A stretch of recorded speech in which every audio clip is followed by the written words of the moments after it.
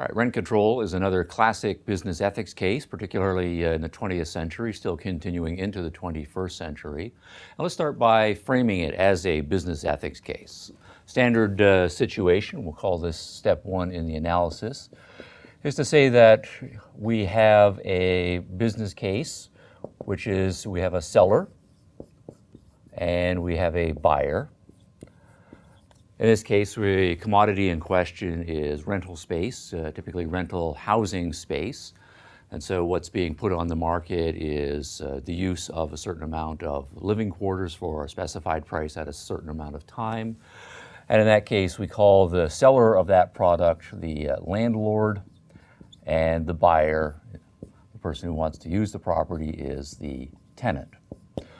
Now, the standard analysis of a business ethics case is to say anytime you have a buyer and a seller, we should treat both as self-responsible agents.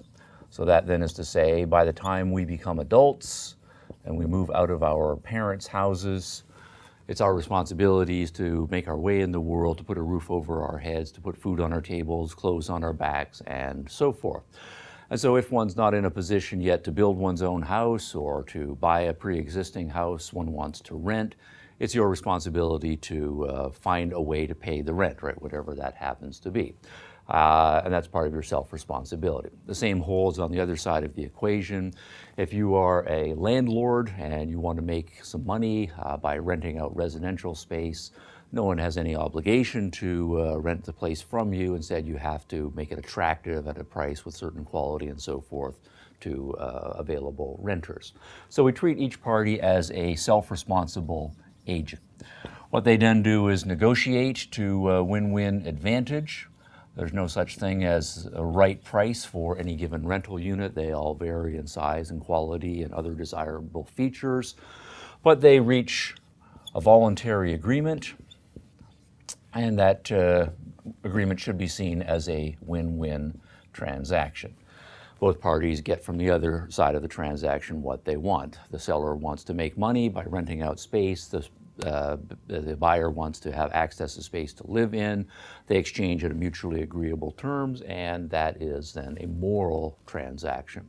So what we have so far is an ethics, right, that says as long as we have adults and we treat them as self-responsible agents and they are negotiating to what they judge to be voluntary win-win transactions, that's a moral situation. So we're describing this in terms of the ethics of egoism. And so we'll put that in brackets here. What does politics, if anything, have to do with this? Well, from this side of the situation, what we have is a view that says when we turn to the proper role of government or the moral role of government, the job of government is to protect people's rights, all citizens' rights. And the rights that individuals have are various liberty rights, so they should be able to move and live wherever they wish, choose the neighborhood, right, or the city or the region or even the country that they desire to live in. They should have the liberty to enter into relationships with whomever they wish at whatever terms they decide. And certainly in this case, there are property rights at case. The tenants have money. It's their money to spend as they judge best.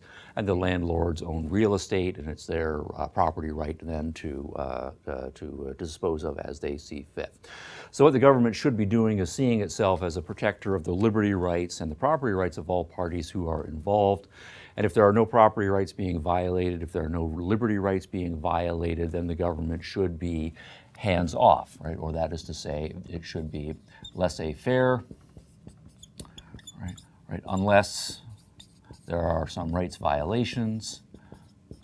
And so the standard situation is to say, in this transaction, we don't have any of this going on. The assumption here is that it's voluntary. Each party is judging that it's a win-win transaction. And so there is no justification for the government getting involved. Instead, we will have a free market, and the price of rent will be set by the individuals involved, and then cumulatively there will be network effects. And so supply and demand will set the price.